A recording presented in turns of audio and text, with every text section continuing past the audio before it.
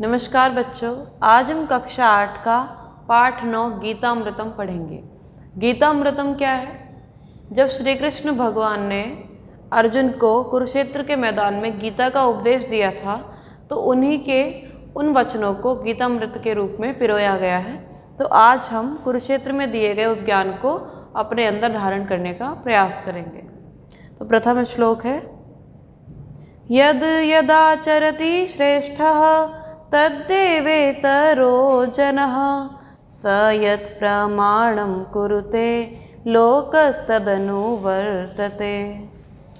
यत् यदाचरति श्रेष्ठः, जो श्रेष्ठ मनुष्य होता है वह जिस प्रकार का आचरण करता है, तद्देवे इतरो जनः, वैसा ही देवेतरो, देव मनुष्यों से जो भिन्न दूसरे मनुष्य होते हैं वह भी वैसा ही आचरण करते हैं। अर्थात श्रेष्ठ मनुष्य जैसा आचरण करते हैं, जो अन्य मनुष्य होते हैं वह भी वैसा ही आचरण करते हैं।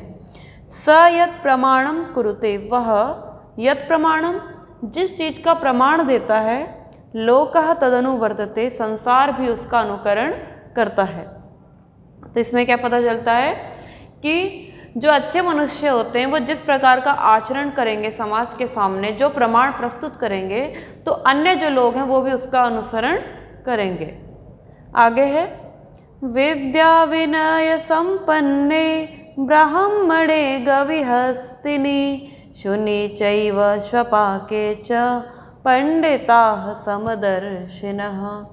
इसमें है विद्या विनय संपन्ने, अर्थात जो बहुत ही बुद्धिमान मनुष्य होता है, विद्या और विनय से संपन्न हो जाने पर भी ब्राह्मणे, ब्राह्मण में, गवि गाय में, हस्तिनी हाथी में, शुनि कुत्ते में, चैव स्वपाके च, और जो चांडाल प्रकृति का मनुष्य होता है उसमें पंडिताः समदर्शिनः, एक पंडित के समान उसको देखता है। जो बुद्धिमान व्यक्ति होता है वो ब्राह्मण में, गाय में, हाथी में, कुत्ते में और एक बुद्धिमान मनुष्य में, चांडाल में भी परमात्मा का ही अंश देखता है। आगे है, युक्ताहार विहारस्य युक्त चेष्टस्य कर्मसु युक्त स्वप्नावबोधस्य योगो भवति दुःखः। इसमें यह बताया गया है कि जो मनुष्य होता है वो यदि वो यथा योग्य कार्य करता है तो उसके प्रत्येक दुख और हानि भी योग कहलाते हैं। जैसे युक्ताहार, युक्त आहार, यथा योग्य भोजन ग्रहण करना, विहारस्य, विहार करना, घूमना, युक्त चेष्टस्य कर्मसु, कर्मसु, और जिसकी सभी कर्मों में जो चेष्टाएं, जो क्रियाएं होती हैं नियमित होती हैं, युक्त स्वप्नावबोधस्य, जिसका सोना, जागना और सपने देखना भी यथा योग्य होता है, नियमित रूप से होता है। योगो भवति दुःख, उस व्यक्ति के दुख और हानि भी योग हो जाते हैं। किस व्यक्ति के दुख और हानि योग हो जाते हैं? जो व्यक्ति यथा योग्य आहार ग्रहण करता है, विहार करता है और सभी कर्मों में नियमित चेष्टाएं करता है, और जो व्यक्ति समय से उठता है, समय से जागता है, सोता है और यथा योग्य नियमित रूप से सपने देखता है, उस व्यक्ति के दुख और हानि भी योग कहे जाते हैं। आगे है, यत् करोषि यदश्नासि यज्जुहोषि ददासि यत् तपस्यसि कौन्तेय तत्कुरुष्व मदर्पणम्। इसमें यह बताया गया है, श्री कृष्ण ने अर्जुन को कहा था कि अर्जुन, तुम जो भी करते हो वह सब मुझे ही अर्पण करके यदि करोगे तो निश्चित ही तुम सफलता प्राप्त करोगे।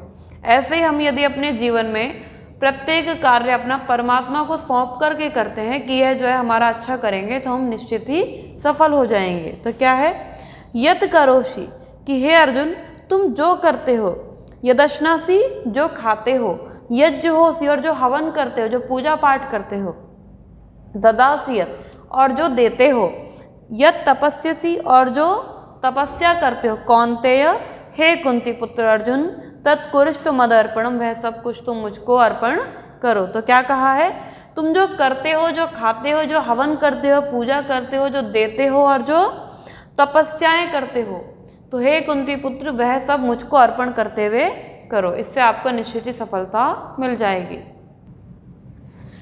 अद्वेष्टा सर्वभूतानां मैत्रः करुणा एव च निर्ममो निरहंकारः समदुःख सुख क्षमी। इसमें बताया गया है कि जो मनुष्य सर्वभूतानाम सभी प्राणियों से अद्वेष्टा द्वेष रहित है, जो किसी से भी द्वेष नहीं करता है, मैत्रः करुणा एव च जो सभी के साथ मित्रता का व्यवहार करता है और करुणा दिखाता है सभी के ऊपर, निर्ममो निरअहंकारः जो अहंकार से रहित है, ममता से रहित है, सम दुःख सुख क्षमी वह जो है सुख और दुख में समान रहने वाला है। कौन मनुष्य सुख और दुख में समान रहता है?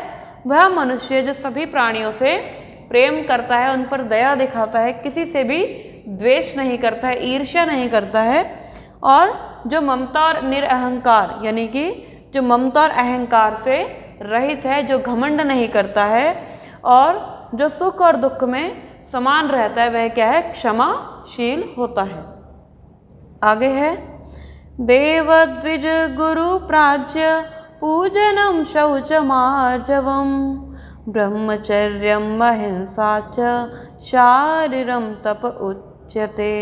इसमें है देव द्विज वह मनुष्य जो देव का, द्विज ब्राह्मण का, गुरु प्राज्य और गुरु का क्या करता है? पूजन करता है, उनका सम्मान करता है। शौचम पवित्रता रखता है, आर्जवम सरलता करता है, ब्रह्मचर्यम अहिंसा च और ब्रह्मचर्य का पालन करता है, अहिंसा व्रत को धारण करता है, शारीरम तप उच्यते। ऐसे मनुष्य के प्रत्येक कार्य शारीरिक तप कहे जाते हैं। तो शारीरिक तप क्या है? देवता की, ब्राह्मण की, द्विज कहते हैं ब्राह्मण को, तो देव ब्राह्मण और गुरु की यथा योग्य बुद्धिमान मनुष्य की पूजन करना, उनका सम्मान करना और पवित्रता और सरलता से ब्रह्मचर्य को धारण करना, ब्रह्मचर्य व्रत का धारण करना, अहिंसा का धारण करना, यह क्या है? शारीरिक तप कहा जाता है। आगे है अनुद्वेग करम वाक्यम सत्यम प्रिय हितम चयत स्वाध्यायाभ्यसनम चैव वाङ्मयम तप उच्यते। इसमें यह बताया गया है कि वाणी के द्वारा किया जाने वाला तप कौन सा होता है। तो अनुद्वेग करम वाक्यम, उद्वेग करम, उद्वेग क्या होता है? गुस्सा। तो क्रोधपूर्ण वाक्य ना कह करके, सत्यम प्रिय हितम चेत, सत्य किंतु प्रिय कहा जाने वाला, यानी कि वो सत्य भी हो और प्रिय भी हो ऐसा भाषण करने वाला मनुष्य, स्वाध्यायाभ्यसनम चैव और स्वाध्याय और अभ्यास करना, स्वाध्याय और अभ्यास करना, वाङ्मयम तप उच्यते, यह वाणी के द्वारा किए जाने वाला तप कहा गया है। कौन सा तप है ये? किसी को क्रोध ना बोल, किसी को क्रोध से कोई वाक्य ना कहना, सत्य बोलना, प्रिय वाक्य कहना, स्वाध्याय करना और अभ्यास करना, यह वाणी के द्वारा किए जाने वाले तप हैं। आगे है मनः प्रसादः सौम्यत्वं मौनमात्मा विनिग्रह भाव संशुद्धिरित्येतत् तपो मान समुच्यते। इसमें क्या कहा गया है? जो मन के द्वारा किए जाने वाला तप है वो कौन सा तप है? तो मौनम आत्म विनिग्रह, मौन रहते हुए आत्म विनिग्रह, अपनी आत्मा को निग्रह में रखना, यानी अपनी आत्मा को अपने वश में रखना, अपने मन को वश में रखना। मनः प्रसादः सौम्यत्वम, मनः प्रसादः सौम्यत्वम क्या होगा? कि मन की जो शांति है, जो मन की प्रसन्नता है, वो अपनी आत्मा को निग्रह में रखने से ही है। यदि आप अपनी आत्मा को निग्रह करके रखेंगे तो यह जो है आपकी मन की शांति की और प्रसन्नता का कारण हो जाएगी। भाव संशुद्धि इति एतत् तप, अर्थात भावों की शुद्धि भी क्या है? तप है। भावों की शुद्धि से तात्पर्य क्या है? किसी के भी लिए मन में छल कपट, राग द्वेष, ईर्ष्या की जो जलन की जो भावना है, छल की जो भावना है, वो ना हो। तो यह जब मनुष्य का मन बिल्कुल शुद्ध होगा, मनुष्य के भाव बिल्कुल शुद्ध होंगे, तो यह क्या हो जाएगा? मन के द्वारा किया जाने वाला तप हो जाएगा। तो मन की शांति मन के द्वारा किए जाने वाले तप से और आत्मा के निग्रह से आती है। आगे है यत्र योगेश्वरः कृष्णो यत्र पार्थो धनुर्धरः तत्र श्रीरविजयो भूतिर्ध्रुवा नीतिर्मतिर्मम।